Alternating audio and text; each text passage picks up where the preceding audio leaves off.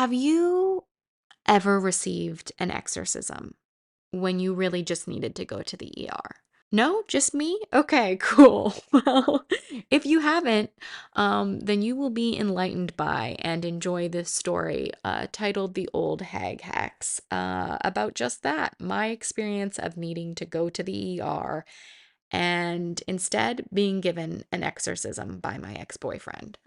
So I hope you enjoy The Old Hag Hacks. There are three sides to every story, and this is mine as the unreliable narrator.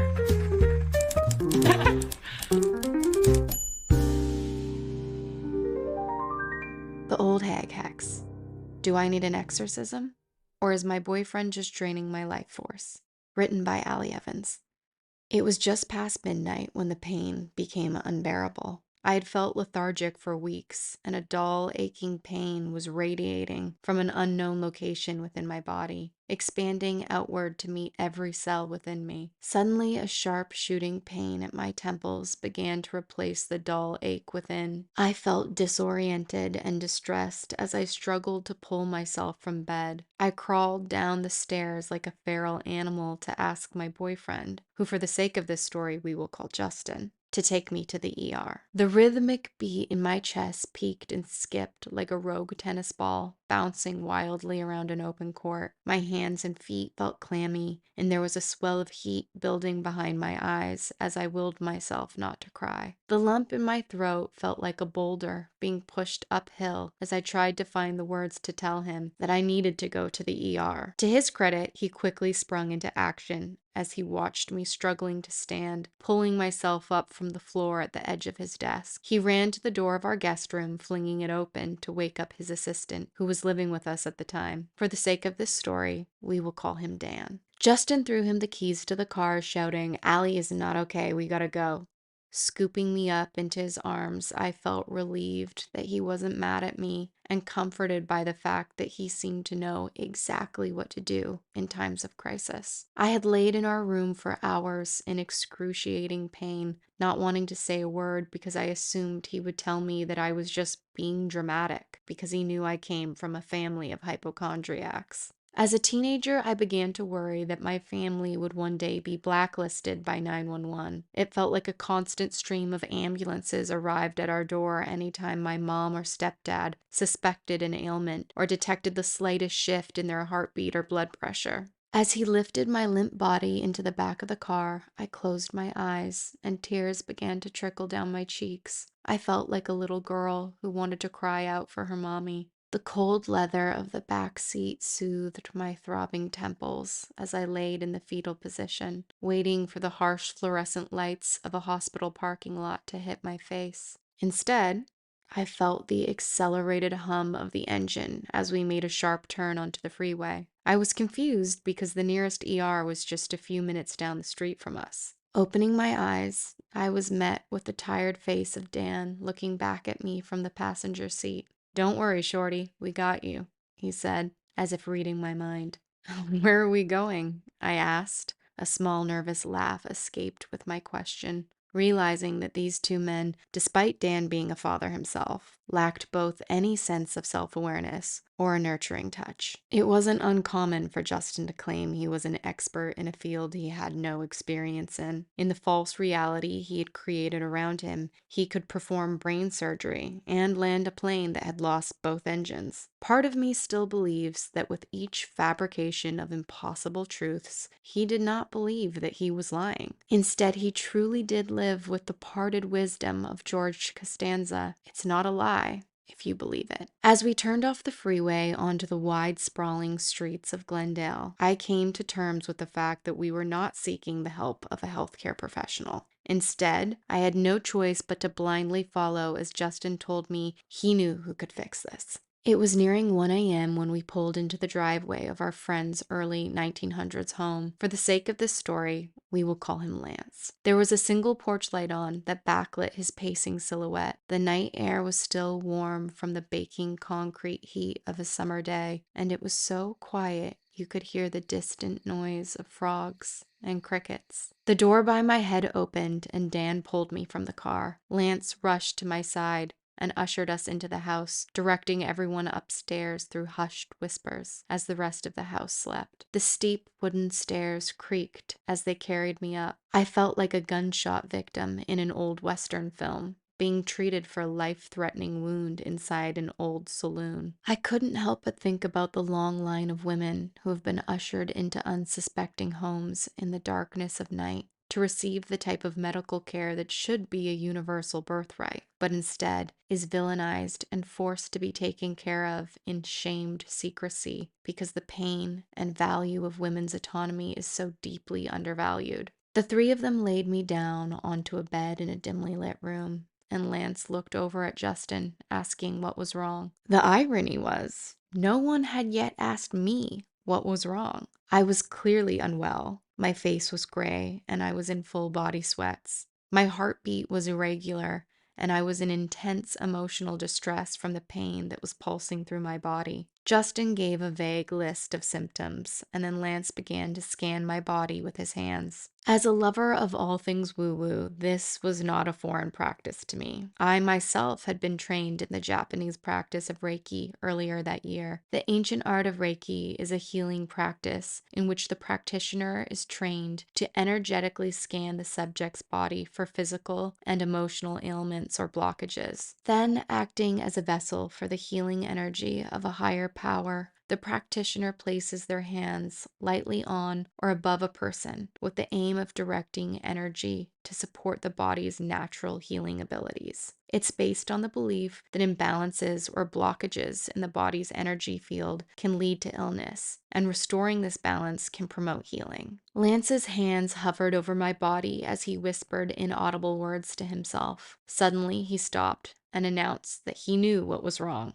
I was genuinely intrigued to see what he would say, because I myself had not a clue what was wrong. I'm normally very in tune with my body, but I had never experienced these feelings before, and I felt very strongly about wanting to get out of this house and to a doctor as quickly as possible. It's Justin, he said. Blood rushed into my face and my limp body became stiff as a board. I had been experiencing mysterious, ongoing health problems for quite some time. Every time a doctor asked me to pinpoint any notable changes or traumatic events that may have occurred around the time my health started to rapidly decline, I faked naivete, claiming I couldn't think of anything. The truth was, I had always been a happy and healthy young woman until I started dating Justin. Almost immediately, my body began trying to warn me that something was not right. But for whatever reason, I was in love with this man and refused to listen to the very clear warning signs and distress signals that my body was putting out. Just because I ignored them didn't mean they went unnoticed. A nagging and paranoid voice began to loop in my mind as doctor after doctor struggled to find the cause of my chronic pain and mysterious autoimmune-like symptoms. This man is going to kill you, if not by his own hands, then by the unbearable stress your body is being put under, I thought to myself. I was betraying myself, so my body began to betray me. The room was silent, and I was in shock. Had he really just verbalized the paranoid words that constantly played in my guilt-ridden mind? Justin was the problem. It was obvious, but I dared not say it out loud. My confidence and emotional psyche were so depleted that I would beat my inner knowings into submission, convincing myself that I was actually the problem, that I was crazy. Lance instructed him to lay down on the bed next to me. I waited with bated breath for him to put Justin in his place. In retrospect, I realized that many of the people within our inner circle, though not romantically involved with Justin, were still in abusive relationships with him. We were all aware of the elephant in the room, but never allowed ourselves to acknowledge it. Instead, we all doubled down on supporting his bad behavior in hopes of receiving his validation and praise. I've come to feel deep sympathy for survivors of cults because, in a sense, we were all in one that no one else knew about. It's fascinating what your mind can justify and even believe when you've been conditioned and brainwashed to not think clearly or in your own best interest. Of course, the scolding never came. Instead, the weight of the bed shifted and Justin laid down next to me, holding my hand. The room's concerns suddenly shifted from me to him when out of nowhere he started to claim that he too had been feeling sick and run down. Perhaps out of empathy for Allie, I think I've been subconsciously trying to take some of her pain away, he claimed. If I had the energy, I would have rolled my eyes, but instead I squeezed his hand and continued laying there with my eyes closed. Lance began burning sage and Palo Santo, wafting the room with feathers and smoke. He disappeared downstairs, and I could hear him rummaging around in the kitchen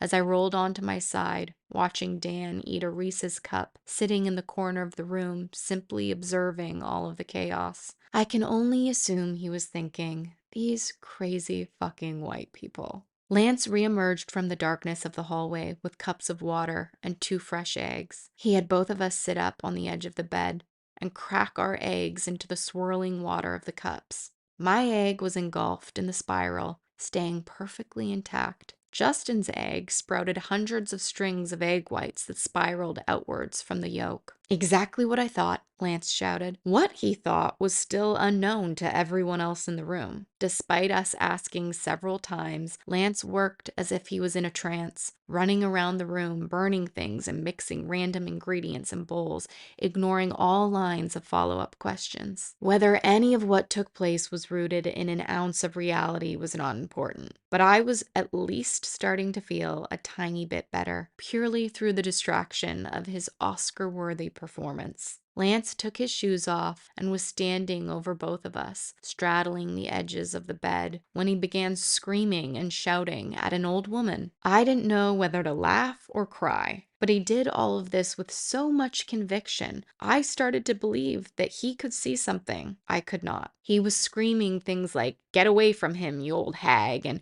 "You're not welcome here, you bitch." Placing his hands lightly below my collarbone, I felt a large rush of energy push up and out of my chest. Even as I write this today, it feels both crazy and slightly annoying to admit that it felt like a brick had been lifted off my chest at that moment. He jumped from the bed, slamming his hands into the mirror as if trapping something inside of it. He threw the mirror into his closet and went in after it, slamming the door behind him. There was loud thumping and grunting from the closet, and at a certain point, I remember hearing the mirror shatter. Suddenly, he came out of the closet, looking pale and disturbed. With bloodied knuckles, his hands held a sealed glass jar. "It's done," he declared. Placing the glass jar on a desk, he began to explain that someone had put an old hag hex on Justin, and it was possessing him and strangling me to death through him. And that's why I was feeling so horrible. Of course, the men in the room instantly knew who the hex had come from. The only possible option, Justin's ex-girlfriend. It's funny how every childlike man just happens to date the worst and most crazy women. Only the perspective of time can leave women who are swindled into believing the false narratives about a previous partner with the painful truth that perhaps your man is the worst, and he drove this poor girl to the brink of madness. Did I feel cured of the old hag hex? Perhaps temporarily, because of how deeply I was distracted from my own reality. Regardless, an energetic recognition had taken place, and for the rest of the night, the paranoid voice in my head telling me that my boyfriend was draining my life force didn't feel quite so paranoid. Instead, it felt like an energetic truth that others could subconsciously sense, even if this truth needed to be disguised through the veil of a mysterious hex. Lance handed me some rue and instructed me to bathe in hot water with it when I got home. He handed Justin the glass jar and said we needed to take the old hag up into the mountainside and dispose of it so she wouldn't come back to hurt him or follow us home. We all shuffled down the stairs as quietly as possible, despite knowing the whole house must have been awoken by the chaos that had just ensued. We piled into the car, and I watched Lance wave in the rearview mirror as we drove off. Justin pulled the car over 2 blocks away and rolled the jar into the gutter of the street. Dan and I both looked at each other, superstitiously spooked. Even if what took place that night had simply been theatrics, we didn't want to take any chances, and we both panicked over Justin's inability to follow directions. When I got home, I bathed in the Rue and took a cold shower afterwards. The next morning, the pain returned, but my guilt for secretly believing that my relationship was making me sick did not. I wish I could tell you that my unplanned exorcism led to mental clarity and that I packed up my car and left the next day. Unfortunately, I did not. His teeth had sunk so deep into me that I believed pulling them from the wound would be my demise. The only thing capable of soothing my pain was the very thing that was causing it. When it did finally come to an end, my wasted youth was seemingly returned to sender. Hand to heart, I began to age backwards, and almost everyone in my life commented on it. My hair grew thick and long at record speed. All of my acne cleared within weeks. My skin was bright and plump. The drop in cortisol levels left me with an entirely new, chiseled face shape. And my childlike joy came back to a soul that I assumed would remain hollow for the rest of my life. Cutting off the supply of my life force seemingly broke the spell and illusion of who Justin was for nearly everyone in our lives. I never said a single bad word about him. Everyone came to their own conclusion of what reality was, despite his attempted assassination of my reputation. It was as if the false roadside magic trick that he was selling had been revealed, and what was seen could not be unseen. Today, I sleep soundly, knowing that I will never seek revenge on Justin because he has it bad enough already. The old hag hex must have followed him home that night. He is now a middle-aged man who hangs out with teenagers. His hairline has receded in ways that only the conclave could understand. And in the words of my friend Michelle, he looks like he's melting. Of course, no one should wish ill upon their exes, and I'm happy to confidently keep my side of the street clean, knowing that the only thing I will ever wish for him is to receive exactly what he deserves. Hey guys, it's Allie. I hope you enjoyed this essay. If you want to listen to or read more essays like this, check out my Substack titled The Unreliable Narrator with Allie Evans. And I will be back very soon with another episode. This was honestly a fun one. To me, I look back on these stories with like great humor and joy. It's funny because I lived to tell the tale. But here we are. Please, if you're ever in extreme pain or physical unrest, go to the ER. Don't don't receive a botched exorcism or maybe a successful one. I'm still not sure to this day. I half believe everything that took place and half think that I was gaslit by a group of middle-aged men into believing that a demon was trying to kill me. Anyways, I hope you enjoyed this episode and I want to know what you guys want to hear about next. So let me know in the comments. If there's any subjects you want me to touch on, I'll be happy to write about them. And until next time, ta-ta!